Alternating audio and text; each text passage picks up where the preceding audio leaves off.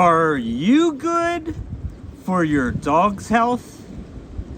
Well, we're going to get into it today, and we're going to get into the yes, the no, and the maybe so. Cash is right down here. I'm petting him now. I'm going to put a picture of him later on. Let's talk about the yes. It seems obvious that our dogs, that we're good for them. We give them their vaccination shots at the veterinarian. We give them flea medicine so they don't get fleas.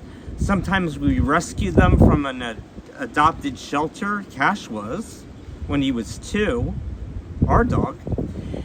And he would have been put to sleep. I mean, that seems pretty obviously, yeah, it was good for his health to be alive. He came all the way from Texas. You know, he gets to be in a warm house. He gets food all the time. Anytime he wants it, he gets food, right? And you give, I'm sure, your dog's food maybe twice a day, you know, on your time schedule. And you let them out and they run around in the yard.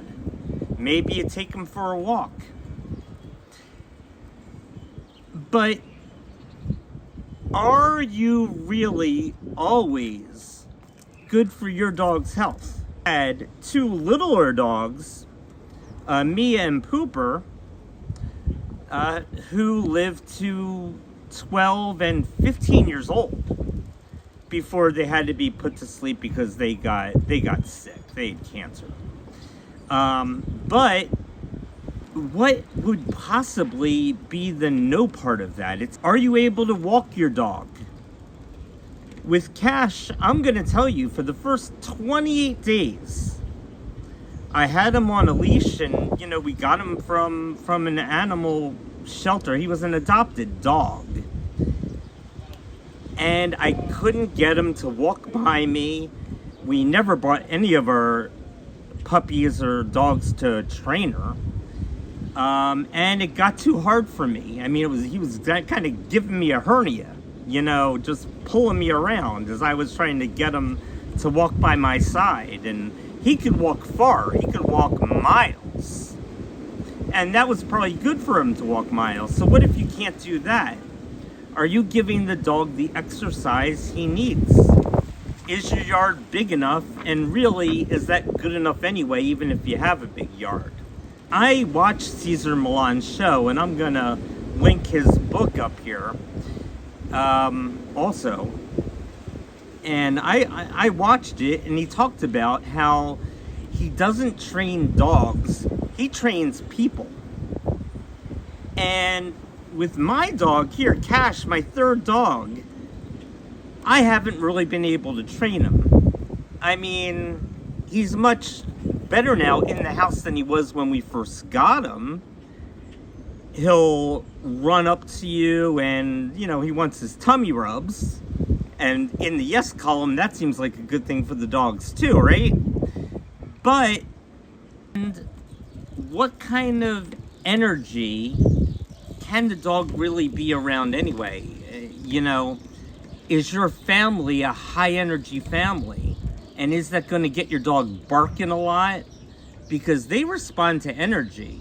And I'll talk about Cesar Millan again.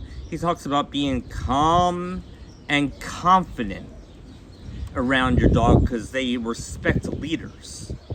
That's how dogs work. They're followers. They respect leaders, or else they'll try to be the leaders. You know, if you have kids, they're bouncing around a lot. And they can get the dog all bouncing around and, you know, barking, to be honest, at times. And that might be too much energy for your dog.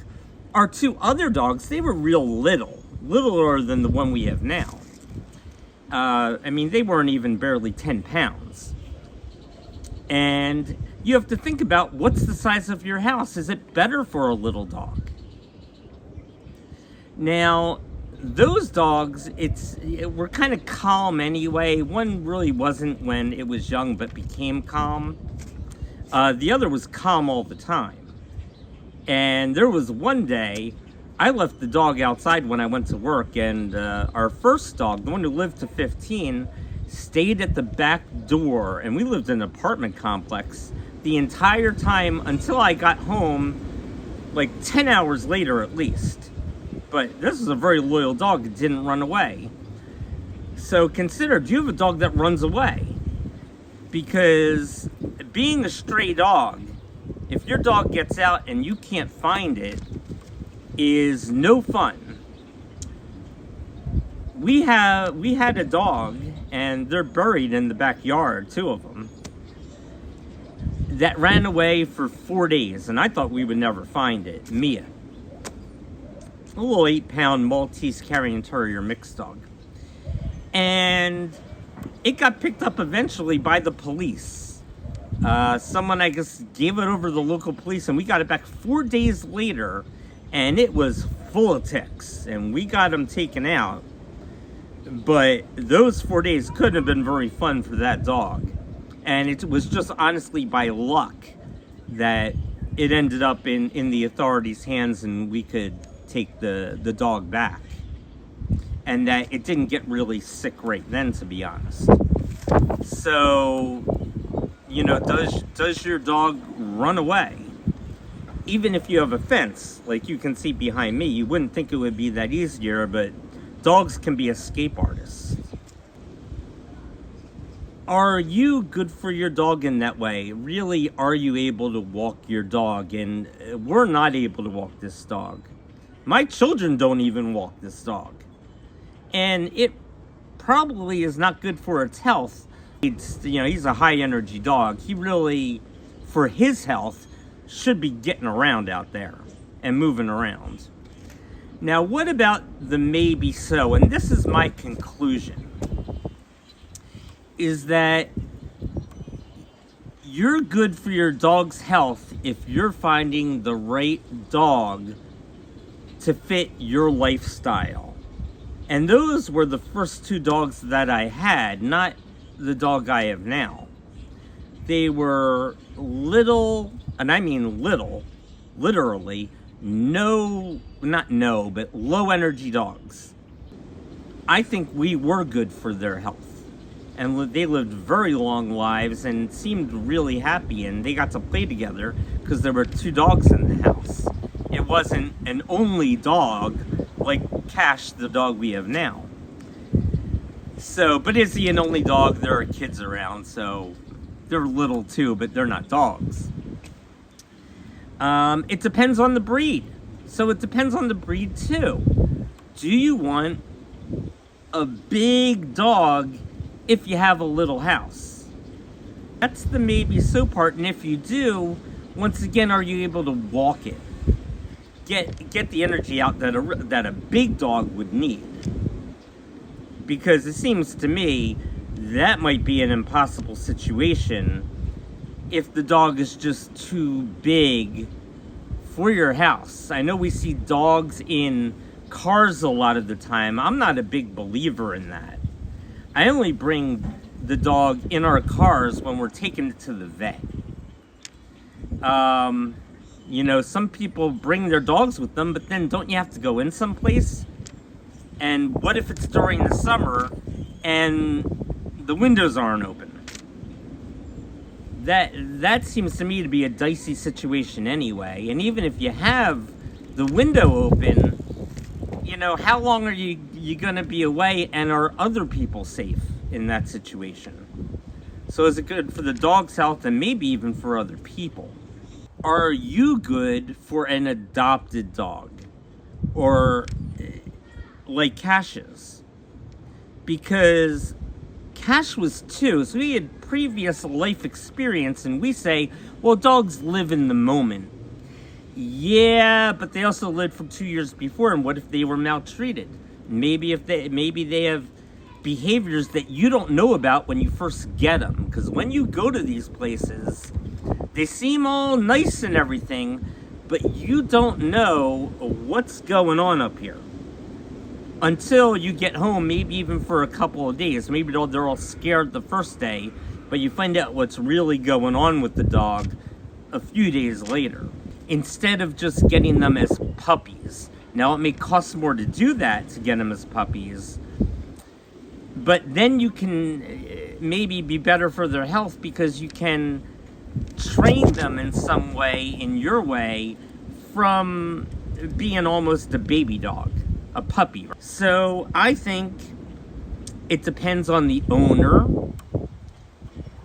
It depends on the dog. And it depends on, well, you.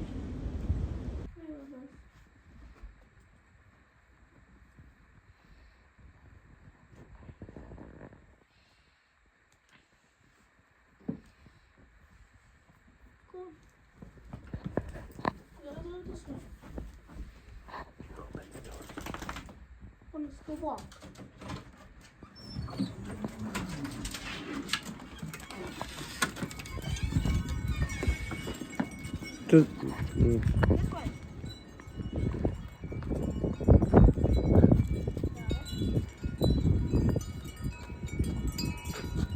This could be a 30-day challenge. This would be good for Cash's health, Jason. Hi, you want to see Cash?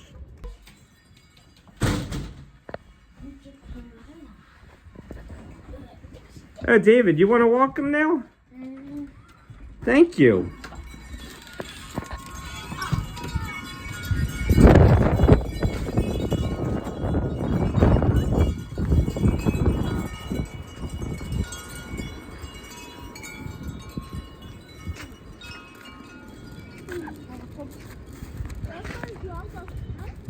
Wow, you guys are being really helpful today. This will be really good for a Cash. Maybe next time we can go all the way around the block.